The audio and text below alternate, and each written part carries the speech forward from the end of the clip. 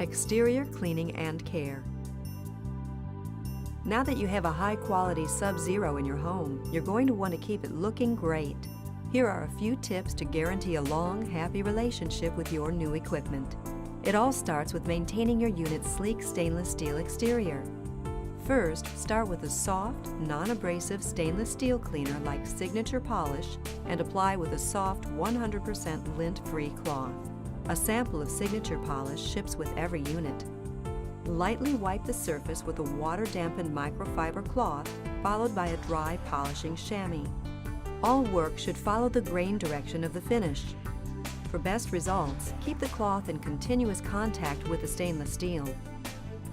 If you've purchased an ice and water dispensing unit, you're going to want to keep the glass well sparkling. Simply use a mild solution of soap and water with a little bit of baking soda. For the stainless steel areas of the glass well, you may use the stainless steel exterior cleaning procedure. Don't use a metallic or highly abrasive cleaner or cloth, for this may scratch the finishes.